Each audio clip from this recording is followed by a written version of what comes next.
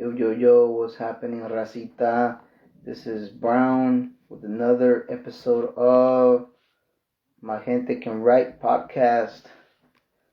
A ver, so I'm just writing what's going down, overcoming podcasts. Thank you for joining in. I'm just working on some of my story here. I've been trying to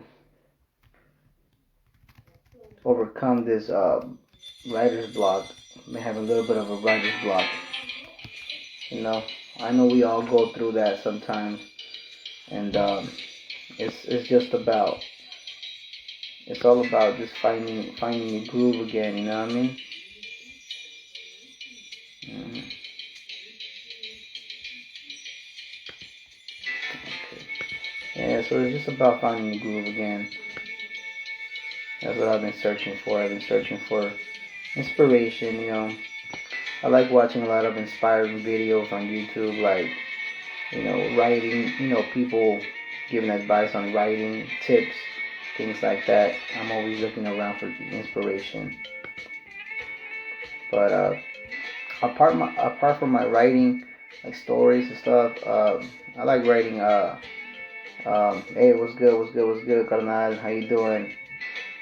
I was talking about that. Apart from writing stories and working on my craft, I like to sometimes write poetry and stuff like that. When I'm not inspired on writing stories, you know the sometimes the inspiration comes for poetry, sometimes for lyrics for a song. It just depends on that mood, the mood that you're sometimes in. Is like whatever you in at that particular time. you know like, I may be inspired to write something, and it's not always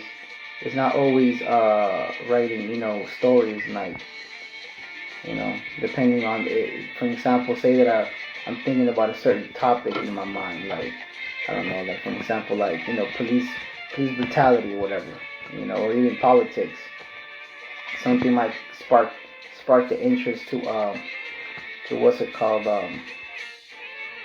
to work on a piece that represents that point in time, and on what I'm thinking about, the topic, you know but so I'm gonna share actually some of my writing for story, and actually some poetry too. I haven't really um, done new poetry, but like, um, I actually upload all my work on WordPress. So that's how I usually keep all my stuff on WordPress. Um, so this actually, hey, I'm gonna bring you in, carnal. Okay. So yeah, so the at Flow DCM is joining in. Yo, carnal, how you doing? What's up, man? How you doing? All right, man. Hey, man. So formally, what is your name, bro? So we can be formally introduced. All right, my name is Daniel Cendejas Mendez. Daniel, órale. Nice to meet you, carnal. That's what's up, man. What you been working on lately, man? Like, when you inspired to write something, what do you write about, man? Well, right now, man, I mean, I haven't written anything in a while because I'm actually working from home. I've been working Okay, the since we basically been on lockdown. I work at a nonprofit in South Central. Uh, okay, but I did write something in the beginning of the quarantine. Because I just like you, I done some hip hop too, and I wrote a song about COVID-19. I call it mm, the apocalypse, basically. Reference okay, to Revelations. So there's a lot of references to, yeah, and just how people freaked out, and in the beginning how we didn't know what this was. So yeah. yeah, man. But other than that, I mean, honestly, I have not written anything in a minute. To be honest, Mm, I was introduced to you through a homeboy. You know, Through who again? Can you I say the think name again? it's Roberto or Robert Robert? Diaz. Yeah, Oh, Robert Diaz. yeah. Hmm. That's Yeah, who. it's probably like yeah. Yeah, Was it someone that I had on the podcast? I don't think you have actually told them, hey, like, you should be on it. Oh, I reached out to him. Yeah, Okay. he's a rock. All right, all right. He writes short stories, and he told me about sent me the link, and he's like, hey, you should check him out. He's gonna start doing this. So that's how I first heard about you guys. That's cool. Oh, that's right. Yeah, yeah, yeah. And then I That's right. That's right. Yeah. saw some of your No work. doubt, man. Yeah, Yeah, man. I just been working on this, man. Sometimes, like I was saying right now earlier, that sometimes I get like so uninspired, and I'm like looking everywhere for inspiration. It's like damn. Um, like today, I kept on. I had this like theme to make as a spoken word type of project. I was kind of like, since I do come from that like street mentality type of background. I was kind of like going for something to do with politics, politicians, and like street warfare. So like right now, everyone's up in arms with the whole thing with Biden and Trump and all that, with the whole Democrats and Republicans, and each one represents a color, red and blue, just like just like street politics, red and blue. So I was thinking about what some kind of theme that goes along with that. That no matter where we go, there's always going to be a combat between what we call as good or bad, or what a balance that we're looking at all the time. But really, the balance is really here. yep, This is where the balance is at. And like I want to kind of mix it up like that, something like that. So I would just today I was like just up and down doing things I got to do and just thinking about that, like how can I piece that together? You know what I mean? So that'll be a dope thing. Maybe doing it with another another like that does spoken word, or someone else that likes to write poetry. Maybe do a collab or something like that. That'd be dope. yeah. You know what? It actually reminds me. I did do something recently with another artist. He does reggae music though. So he Okay. wrote a piece. Well, it was very similar to what you were talking about. It's just the whole politic thing, and I did have a reference to the red and blue thing too that you were speaking Mm. about, and how gang Oh, that's mentality. I dope. mean, you're either with the red or you're either with the blue, and if you're not, like you get verbal. Yeah. And me, I don't identify with either one of those groups myself.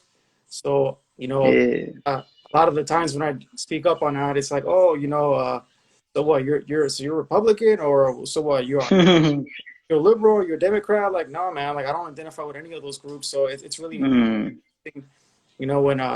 when that does happen, because um, you know, I mean, I've been politicized really since I was like 15. I mean, I Mm. say that I was introduced to that stuff early, and I had some good mentors, that really helped me out. Some uncles, some good teachers, Yeah.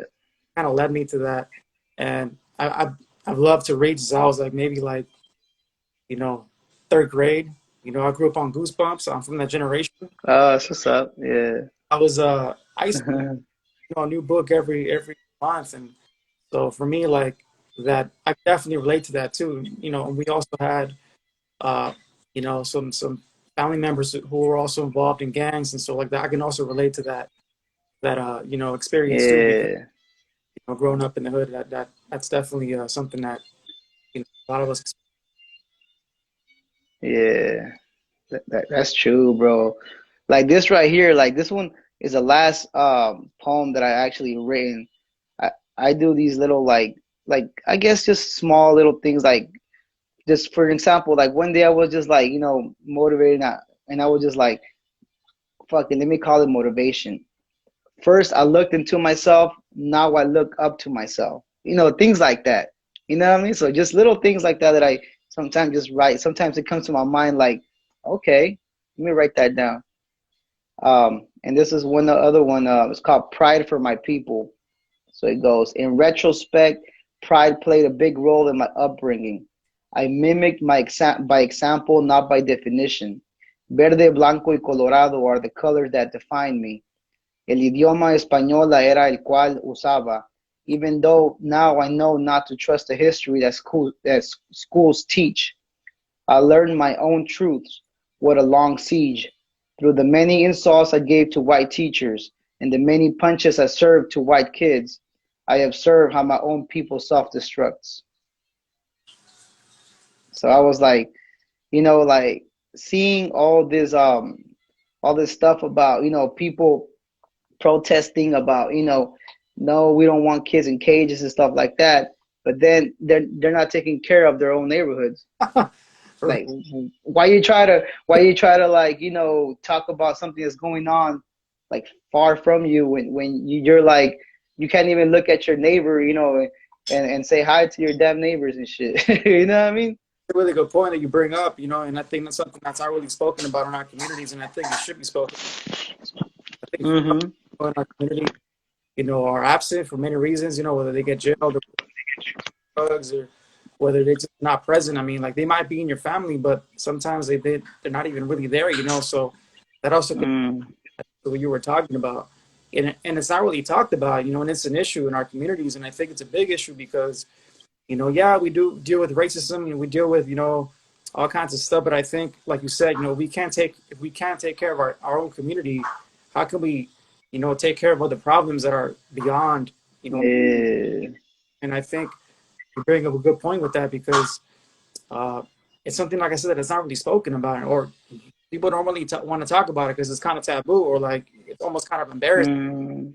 If you didn't grow up with a father, or like or didn't grow up with, and I say specifically fathers because I mean usually it's the father who's not there, who's not present, and it impacts both boys and girls, because I mean without somebody in a family like that, I mean it's a lot of the times the kids end up in gangs or end up even if they don't end up in gangs, even if they end up doing pretty well, like they have a lot of confidence issues, they have a lot of issues, internal issues that, and I know this because I have a lot of friends like that didn't grow up. I see that in them, and it's sad because I mean, like, I didn't have that experience. I was fortunate to have my father in my life, and because of my dad, I mean, I've been able to overcome a lot of obstacles in my life. Like he's always, well, whatever you're going through, you can do it and you can accomplish it. And to this day, I live by that model. Yeah, that's what's up, man. Yeah, yeah. I mean, no doubt, man. I can relate. Like seeing like my pops working hard, my mom working hard. Like that instilled in me like a lot of being a hard worker. Like I started working like I like 15, 14 years old. You know what I mean? And I shared the story with my kids too. Like the reason why I got my first job was because those commercials, infomercials that you see like hungry children in like other countries that they would show. Yeah. As a kid, I would see those infomercials and like be like, oh man, that's messed up. Look at me, like I'm over here like in nice Cali freaking environment, and there's this children like starving around the world. So I decided to get a job, you know what I mean, to send money out there to them and stuff. And like that, like I just knew that I had it better than a lot of people, you know what I mean? I mean, a lot of people don't even realize that. They just, you know what I mean, to take advantage of like, of how they're being brought up and stuff like that. But I think the question also is whether, because like I have both my parents, you know what I mean, and still like because of influences or whatnot, or is it environment, or is it like, you know what I mean, what is it that is going to influence you the most, I think I could answer that question. Like I said, I mean, I grew up in a household with 20 people, cousins, uncles, aunts, everybody, grandparents, everybody was there, and I think you're really young, when you're a little kid, I'm talking about, like your first years, your parents are your first teachers, so it's really crucial for your parents to really instill into you, you know what I mean? Once you become a teen, you're gonna have influences from the neighborhood. You're gonna have influence from school. I mean, it's gonna happen, But I think if you have a solid foundation from your folks, then I think that's what to really like, get your mind straight or whatever. Because I mean, like I said, I had that too. You know, like I grew up in the San Fernando Valley, specifically Pacoima, and you know, it's Mm, very similar to a lot of neighborhoods, you know, and that are economically deprived. And mm, what kept me straight was my, like I said, my parents. I mean, like anytime that I you know, I felt like, okay, I want to prove myself or whatever. I want to be tough or whatever. I always had my dad in the back of my mind. You know, what is he going to think?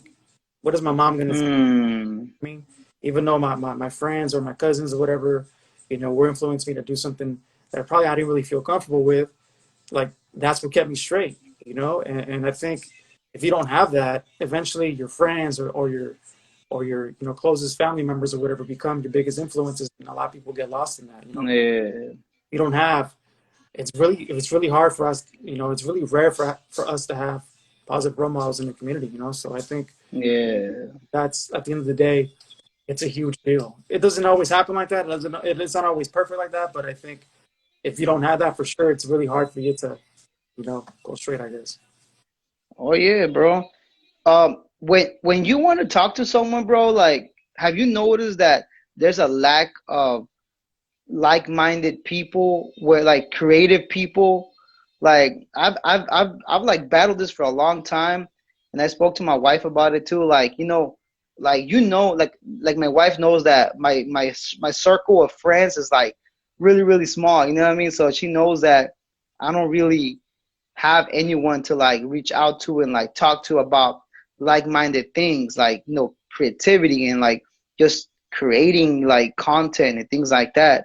And that's of course one of the reasons why I started this podcast, because I want to reach out and network with other people that are also going through the same obstacles that I might that I may be going through. Now, what do you do when you're like, damn, I wish I can share this piece of work that I'm working on with someone. Like, damn, who do I, nah, should I call this dude? Nah, I say, wait, nah, he's not gonna fucking, you know what I mean? Like, I feel you.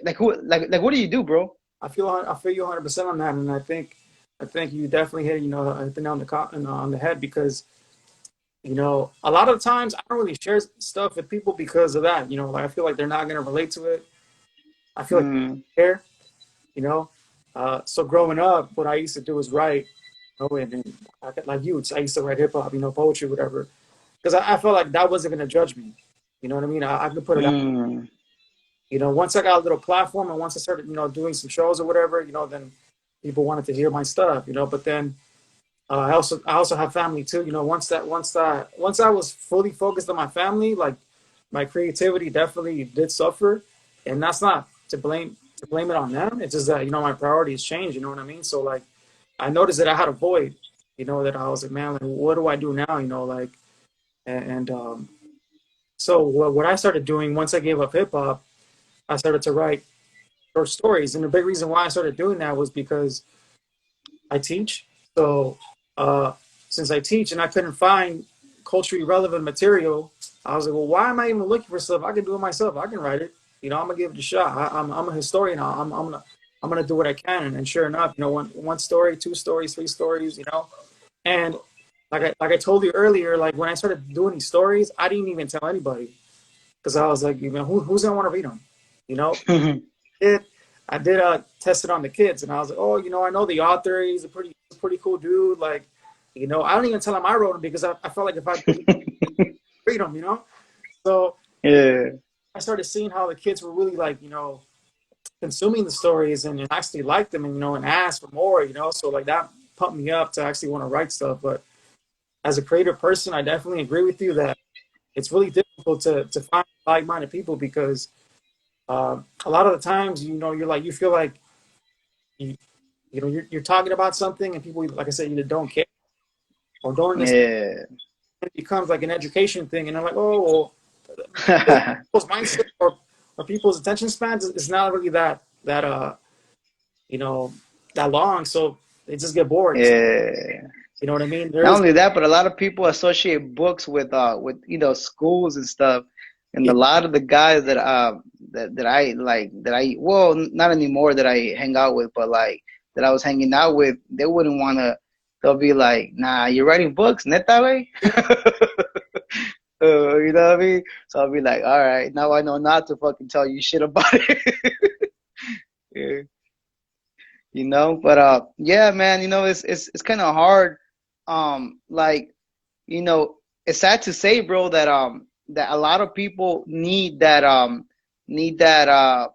I guess need for someone to say, okay, it's cool, it's dope, like I like it, in order to continue with their creativity. Like even though you know that the idea that you're putting down on paper is like already like sufficient, that you like it, it's not sufficient enough until someone approves it in a way of like of saying, oh yeah, I like that, you know what I mean, or keep going. Like we all need that approval. Yeah, But it's unfortunate because you know what I mean. I mean, we should approve ourselves, and that should be enough, you know. and I think that's definitely one of those things that stops people from continuing to write or anything creative. It stops them because I mean, like you said, they need approval, so they just end up not doing it because they're like, oh, Mm-hmm. I didn't like it, so I'm just gonna stop. Even if Mm-hmm. you like what you're doing. I mean, uh, like I said, I mean, like a lot of these stories that I've written, only a few people to this day have actually, read them because, like I told you, I'm like, who wants to read them? Like who actually wants to read them? Even with my story, but then again, so, uh, but yeah, man, like it's for me, it's like if somebody asked me to read them, I'm definitely gonna shoot them to you. You know what I mean? Like, but Mm-hmm. um, like if you're not asking for stuff, then I'm not gonna also feed it to you because I feel like it should be organic. You know what I mean? Like, and I think that was also one of my biggest flaws as a hip hop artist because I mean, as an artist, like you should. I think most people who are successful in the music industry, one, you have to have a lot of luck, and two, like you have to also self advocate and self promote yourself. Mm-hmm. That was my biggest struggle. Like, I mean, I don't think talent was so much the issue. It was me going out there and saying, you know what, hey, I rap or like, yeah, I do music. You should check me. I never really went out and did that, and like, and that was because I was like, yeah, what if they don't like it, or like, what if like, well, why, like, and I think that is definitely, you know, one of our biggest flaws, and really for probably for a lot of people too. Like, they just don't, Mm-hmm. and it could be with anything, that they do, like. So I think as artists or just as creative people, we should definitely push ourselves. You know what I mean? So I really Mm-hmm. miss, like this podcast, even if it's through IG Live. I mean, you know what I mean? Like it's you putting yourself out there, and I mean, this is really, Mm-hmm. what I mean, and like we're talking like we know each other for years, and I think it's because Mm-hmm. of that creativity connection that we both have. Yeah. Oh yeah. It's just my question is, and I may be wrong, but I've been searching a lot for something that kind of contributes to the Chicano or the Latino writer. You know what I mean? That can like really, that really talks down to earth and not with all these fucking fancy words and this and that. Like, okay, fancy words is cool, like it's good. I mean, yeah, that shows that that you learn and all these words and you can incorporate it into your story. But how about the people that haven't or are not? It's not their style. What if it's not their style? Like they have to just I mean, that's the thing. Like that's why I was searching for something. Like I always say, when people complain like, nah, that show ain't cool, this and that. Well, how come you don't make your own? You Yeah, know what I mean? Why don't you step up and do your own, something that you will like? You know what I mean? So that's why, kind of like I was like, you know what? I would like to talk to other people that what I mean, that are struggling or through this, and just get some tips or things like that. But I mean, would you mind sharing some of your work, bro? Do you want me to read it, or do you want me to like just like what I'm writing? Because Or both. If you can just give a little summary and then just give us a little, run through of a page or something. so like I said, the big reason why I started writing, short stories was because I wanted to have material for my students to read that's, Mm. relevant, that they can relate to, right? So uh, the first story that I wrote, I think was uh, I want to say probably uh, 5 years ago, and it dealt with it was when Trump was first getting elected, right? Oh, okay. But it was a it was influenced by that, right? But it was more of a flashback to the early '90s during the Chiapas Revolution or the Zapatista Revolution, Mm. EZLN. Uh, how people from that area, right? A lot of them are indigenous peoples, and but I had read an article previously to that, and how people from that area they often get mistaken for Central American, and they actually Mm. are the actual the federales, the Mexican government.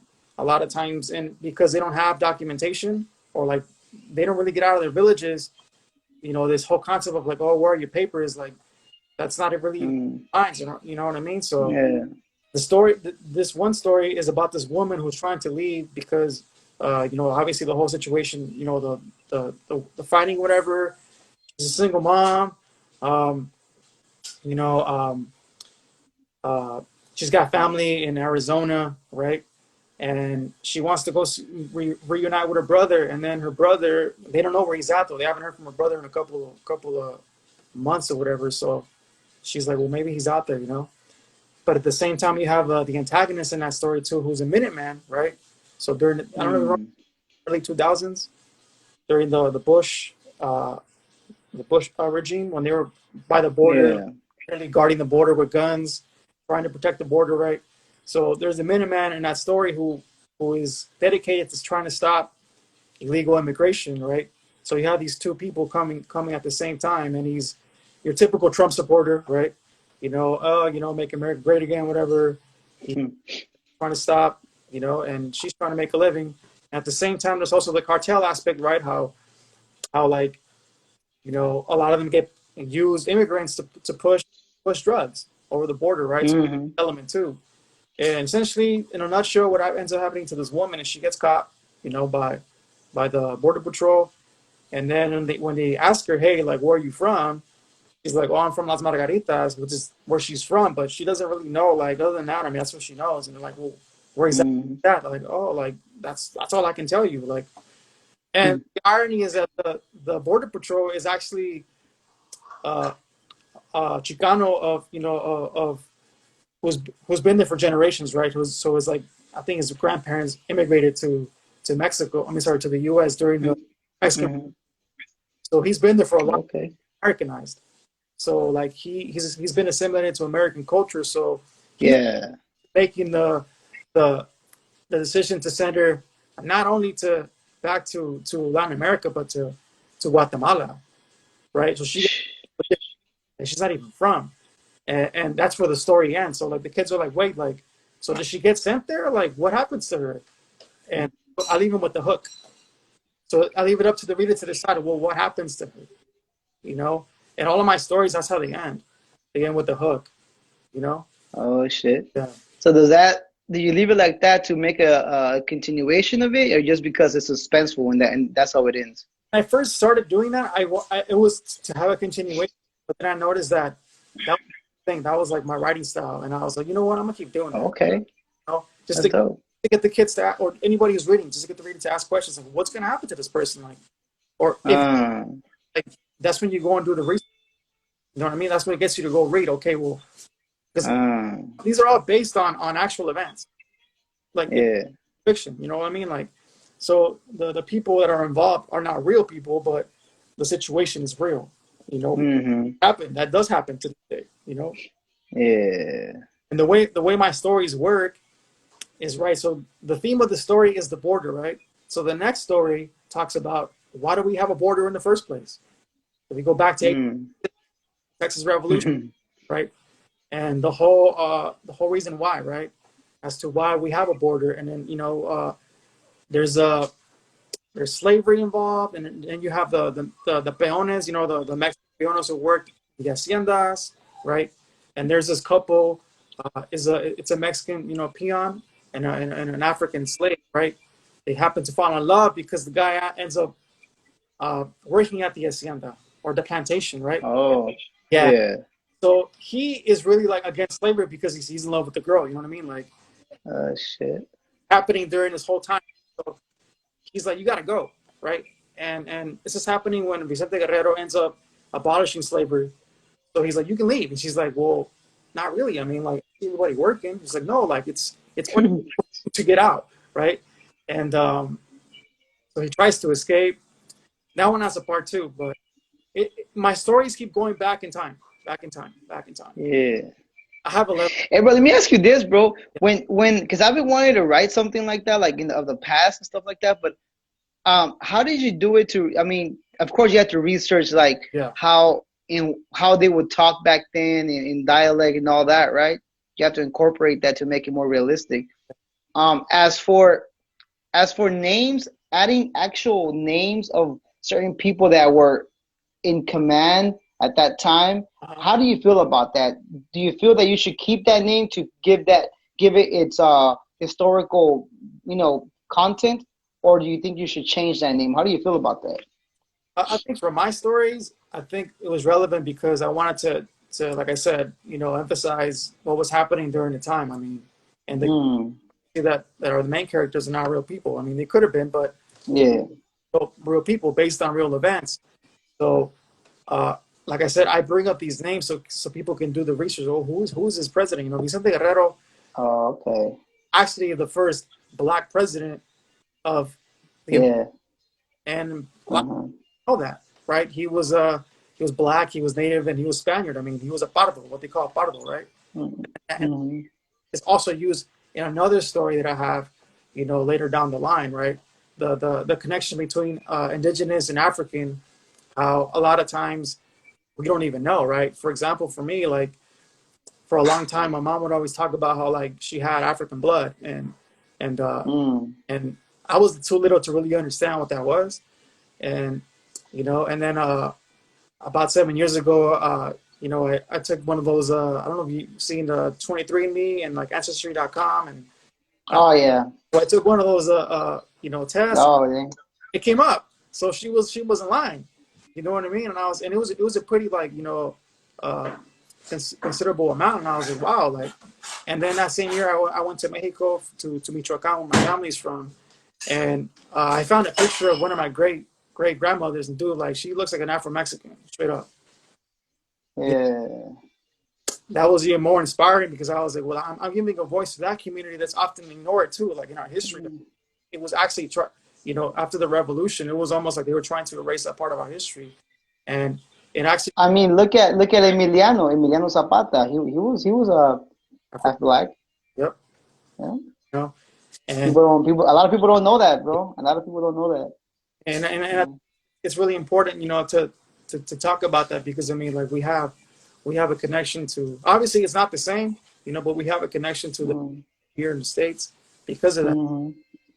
Like, if anything, if you, I guess if you want to use the oppression Olympics, or whatever you want to call it, I mean, we got oppressed by being African slaves and also being, indigenous servants. I mean, because a lot of the times the African slaves were used to enforce the native people to work. Sometimes they were used just to work because they were way bigger than the native people. So it's okay, you're gonna work, and so and that's where that whole brown and black dispute also comes from because of that. I mean, you look into that too. It's like it's crazy how a lot of that stuff has been part of our history for a very long time.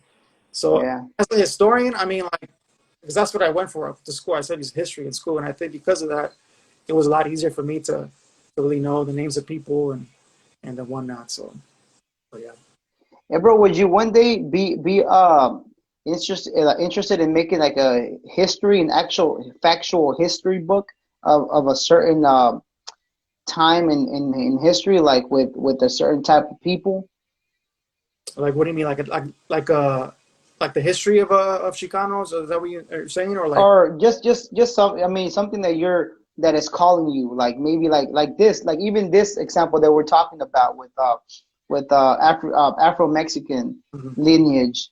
Would you ever make something like that, like a book that talks about the history of that, and even to this day, I actually seen a documentary of Afro-Mexican un pueblo of all Afro-Mexicans to this day, just towns La Costa Chica in Mexico. Yeah, in Mexico. Yeah, there we go. So a lot of people don't talk about that, and I did something very similar to that a few years ago. I think 2014. So when I was doing this work, like everything just started coming at me at once, dude. Like it was crazy because uh, a graduate student from USC hit me up, and she was like, "Hey, you seem pretty knowledgeable on the subject. I'm doing a project on Afro Mexicans, and I would like to interview you." So they did a project on the community, so I was interviewed for that too. Mm, Just asked me, like, like I don't identify as an Afro Mexican because because of the mestizaje. I mean, like there's so much in me that to identify with that culture, mm, I think it's different because there's certain things that they do that we don't. You know what I mean? They've been mm. traditions, So she was able to find some actual Afro Mexicans here in Pasadena that Oh wow. live here. So apparently there's a big community here in Pasadena that's Afro Mexican. I don't even know that either until she brought it up. Oh wow. So, but there's a book actually that I would recommend that you read. It's on blacks or Africans in Mexico and like how they arrived, when they arrived. It's called Colonial Blackness. Oh dang. Okay. It's the history of Africans and how they got here to Mexico, specifically just Mexico, and it gives you not just like the history, but like actual like you know like accounts of people talking and like what they said and what they went through, and the big reason why the African community, we don't have a big one like we have here in the States is because of the intermarriage. People intermarry, Uh-huh. and and in Latin America, if you became a Christian or a Catholic or whatever, that was your way to salvation. So, and they believe you could not enslave a Christian, right? So that's why a lot of Africans converted to Christianity to escape the bondage, and eventually they intermarried with the natives and the Spaniards or whatever. So Mm. all of us are a mixture of that. I mean, and it's crazy. But yeah, I mean, I've talked about it with my brother.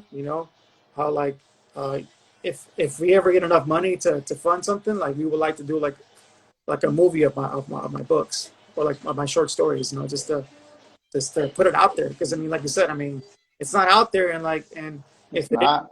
we're not writing it, it's somebody else doing it. Yeah. And also that what you mentioned about that other story about the Minutemen, like I would like to see more stories about because like a lot of Raza doesn't even know about the Minutemen. Like they complain, to that it's the government don't want us here or whatever. The government, like the border patrol, is the one killing off, people crossing borders. Nah, Minutemen are right there with their guns, ready to kill people crossing the border. A lot of people, like I remember back when I found out about what the Minutemen were about.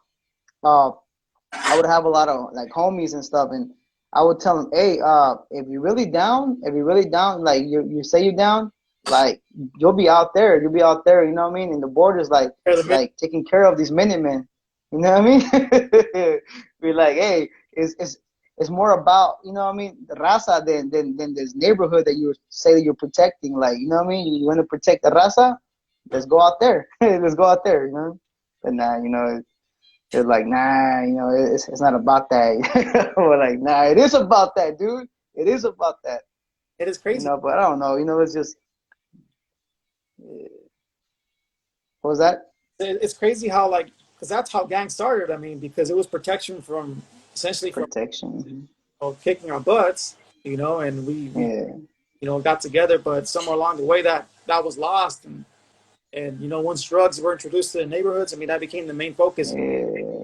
For you know what I mean, who's going to be the biggest vato? You know what I mean, like to to to to, to really like get out there and just do your thing, but yeah, man, like Yeah. I think that's why I never really got heavy involved in that stuff too because of that. I was like, man, with the hypocrisy to be Yeah, there is a lot of hypocrisy, bro.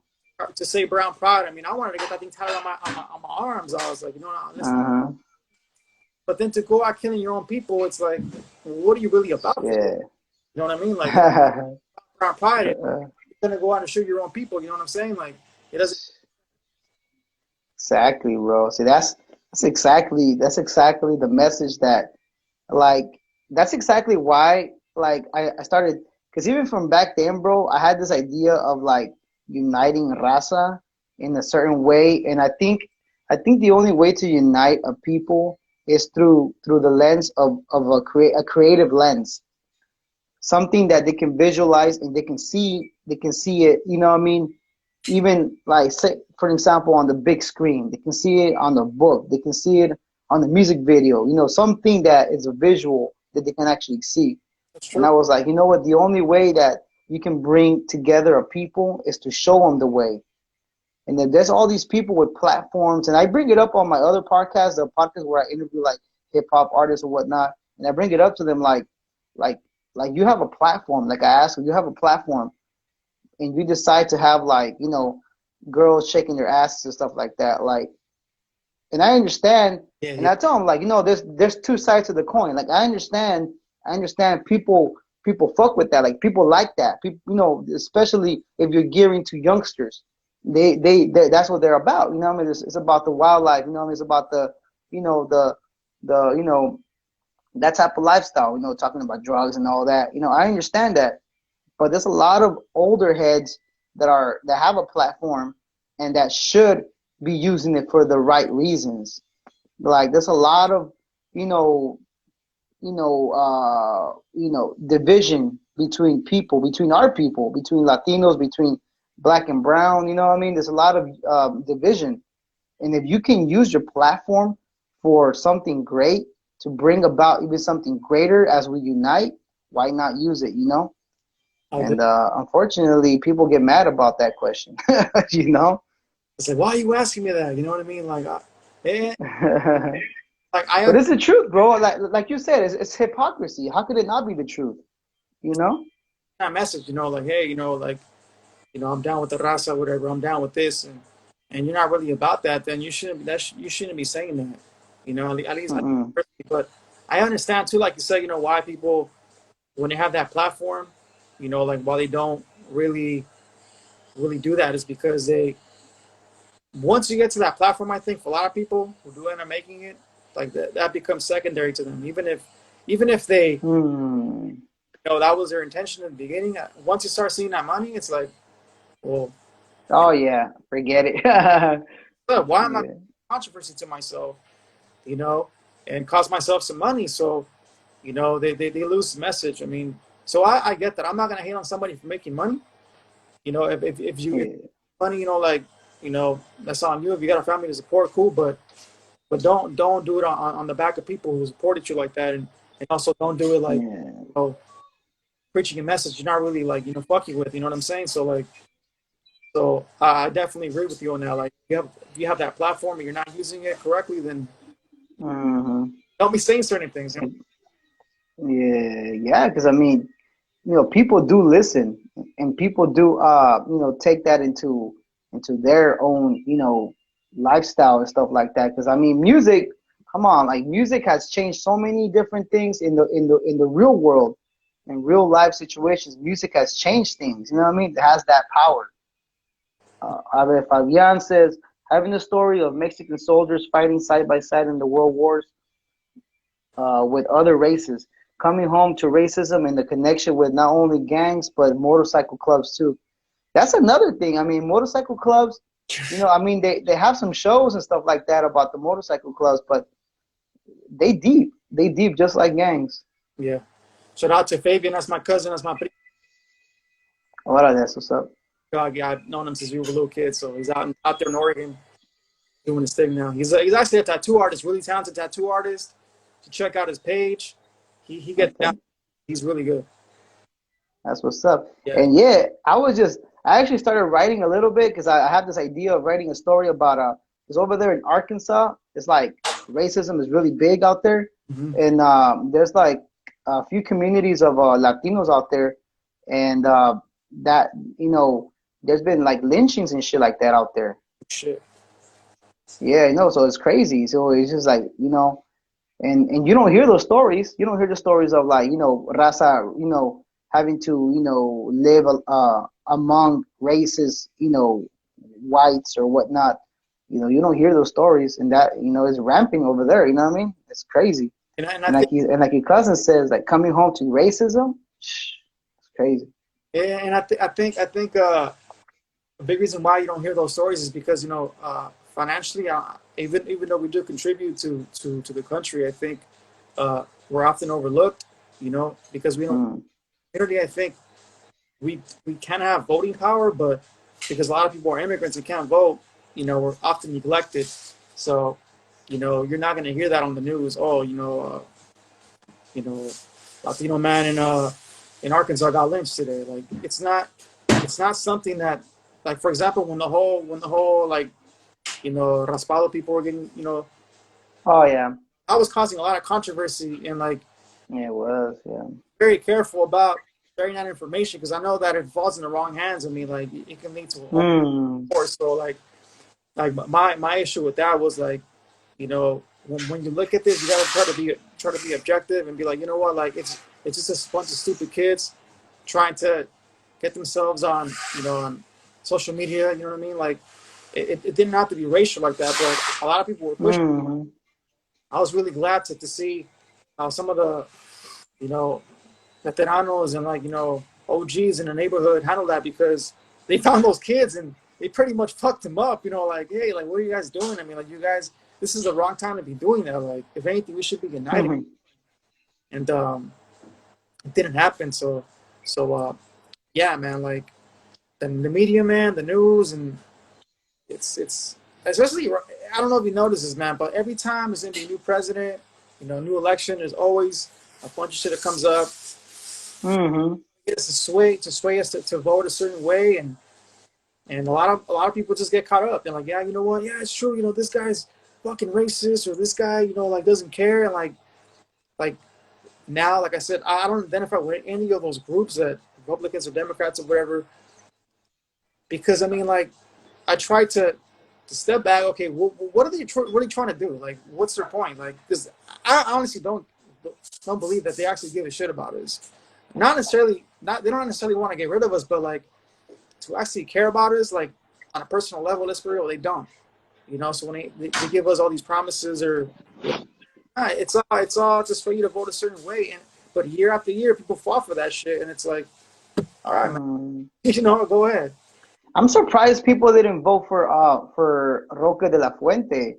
I mean, all our people are just like all the time talking about, oh, we need change, and this and that. There's a dude literally from San Diego speaking both our languages, English and Spanish, and can relate to our situation, and we don't vote for him. Like a lot of people that I've asked around, what I mean, like, hey, who you voting for? Oh, Biden. Why? Why Biden? Because he's the opposite of Trump. All right, all right. Did you know that Biden is pushing for this and this and that? Well, how about this Mexican American that's in the on the ballot? Have you looked at him? I didn't even know there was someone else besides Trump and Biden. A lot of people don't know that. You know what I mean? They don't even know that you can actually vote for somebody else, and a lot of the times it becomes like, well, That's nuts. you're gonna throw away your vote, and then that's something that I got a lot. When I made it very clear, I'm not voting for Biden, and that's not who I'm voting for. So they're like, well, so what? You're voting for Trump? Like, no, I'm not gonna vote for them. Like, I don't believe in it. Yeah. I don't rock with them. I don't feel like, I connect with them. So it was like, like you have other options. You just don't do the research. You just don't Yeah. want to be told, like you said. People want to see visuals, and because of that, like it's a simple thing. Okay, well, I like that video. I'm gonna just go for this dude. So Right? Yeah, man. I mean, it's shit. It's money. You know what I mean? They've invested all this money into making sure people see their faces, yep, just like a rap, just like like these rappers on TV. that's what. They put all this money. That's how you know of Lil Uzi Vert and all them, because you see them all the time on TV, sporting that Pepsi or Sprite, whatever they be doing. So people know them and shit. But yeah, it's crazy. It's crazy, man. Pero hey, the stories that you have, bro, do you have them like published or self-published, nothing like that? I want to publish them, but like I don't have no idea how to go about that. Hmm. A lot of the people that you brought onto your podcast, they pretty much already published, and like so. That's another reason why I also wanted to check this out to see what's the process behind it. Like, what do you do? because I have absolutely no idea on how to go about that. And I do want to bug Mm, for, I'm not saying people are going to steal my stories, but you never know, man. Like, if it gets out there in the wrong hands and then somebody takes credit for mm. it and it's like, oh, I wrote it. And it's like, well, how do you See, prove I thought about that too. I that? thought about that question that you just said right now, bro. Like, if I talk about it and someone steals it, but then I was like, yeah, they can come up with their own flavor, Yeah. but the way I imagine it, no one can come up with the way I imagine it, the way I want to do it. You know what I mean? They can come up with more or less the same concept that you're talking about, but not the same style, not the same way that you're gonna do it. You know what I mean? So I was like, you know what? I'm gonna talk about it because I need some inspiration about it. And there was a comment here by Lopez Avila.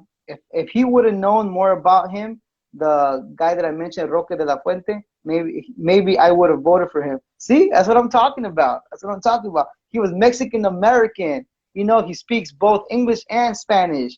His parents are from La Ciudad de Mexico, and so it's like he's straight up our people, and we didn't vote for him. Like, what a fucking disappointment. You know what I mean?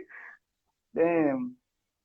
So the Wagon, he's actually one of my mentors. I used to work with him musically too.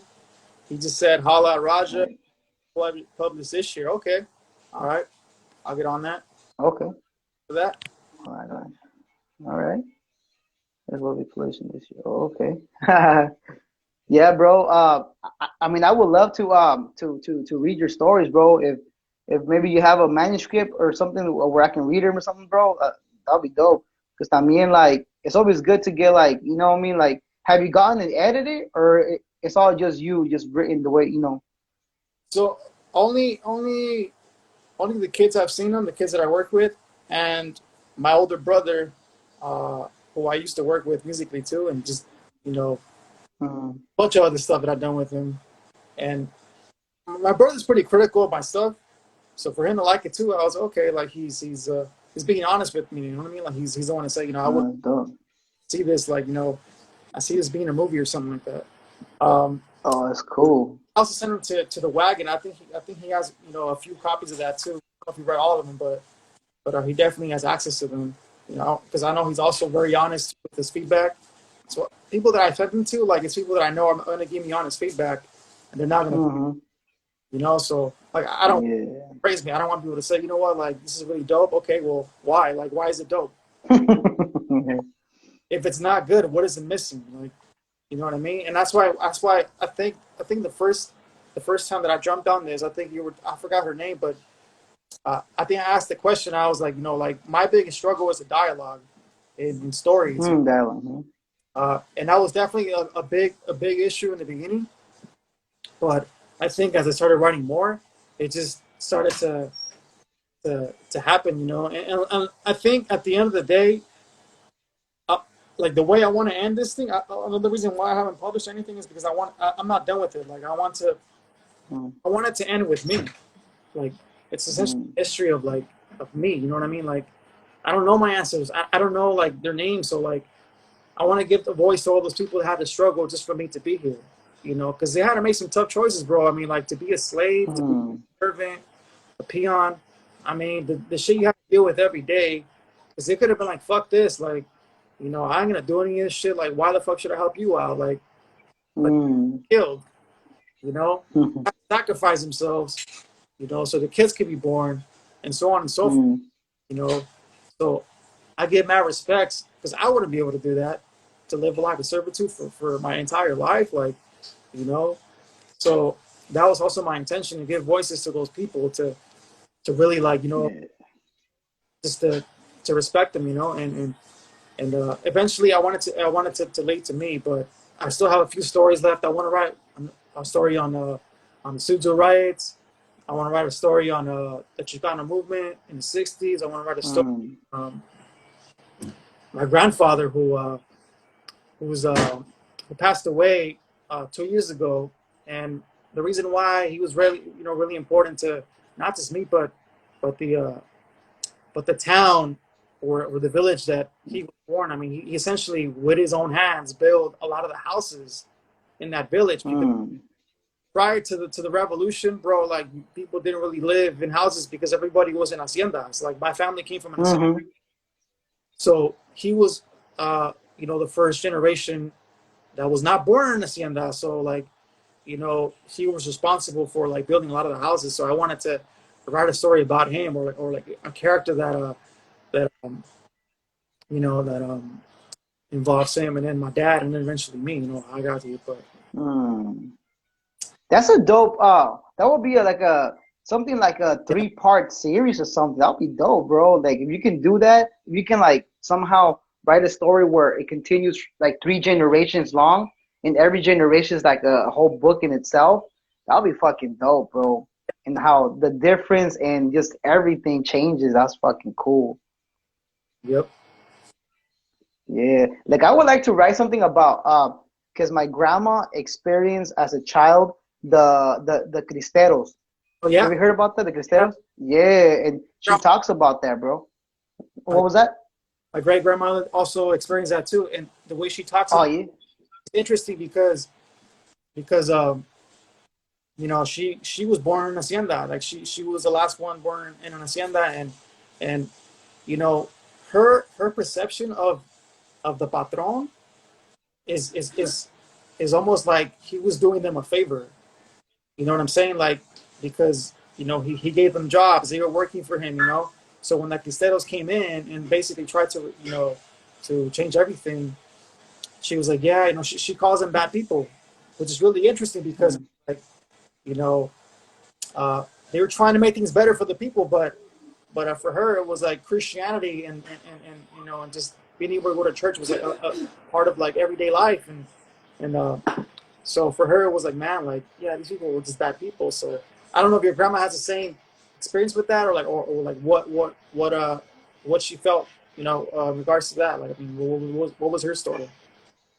It was more like fear. It was like the way she describes things is like Anne Frank type shit. Yeah. You know what I mean? Like she will be hidden in certain places, and like she will be told don't come out of there until something like until we tell you or until whatever. But yeah, she talks about it in that aspect. That's dope. You know? Yeah, but that's crazy. So okay, so like I understand some of that parts of the Cristeros. So they were trying to make things better for the townspeople. So what ended up happening during the Consider Revolution was that you had people. So after the Mexican Revolution, because the church historically had a lot of power in Latin America, specifically in Mexico, Mm-hmm. on land. So after that, the land was being distributed to people who never had access to it, right? But in that same process, a lot of people who were part of the Catholic Church were getting killed. Like, literally, priests were getting killed, bro. Like, you know Mm-hmm. to get rid of the church. They wanted to, they just didn't want them there. They wanted to separate the church and the state. So, in some cases, I remember she talks about how, like, they had to get married in the cerro, like in the mountains, Mm-hmm. because like they just were not allowed to go to church. So the Cristeros rose Yeah. up, right? The Cristeros rose up and fought to keep to keep the churches, to keep that part of their Oh, life. okay. It was it was it was a big part of their culture. So Yeah, no, yeah, yeah. I thought you meant that the Spaniards were trying to help the townspeople by eliminating religion. no, this is way after that. This is after this is at this point Mexico had already been for almost 100 years. Mm. Like, you know, it was the new regime. It was the new regime after the Mexican Revolution that was trying to Oh, okay. government, essentially, and people rose up to the government again, and they were. Oh shit. And I think Andy Garcia plays a. Yeah. Yeah, Yeah. I've seen the trailer. I haven't really seen it. No, I haven't seen it. It's hard to find. it's It's hard really. to find that movie. But if you find it, you should check it out because Yeah. it's pretty good. All right, bro. Hey, bro. Pues it was nice talking to you, bro. This thing's gonna kick me out already. Sure. I'm just hey man, like I said, man, send me a piece of that story, bro. I love to read it, man. All right, I'll definitely send you something. I'll give you access to it too, and if I'll definitely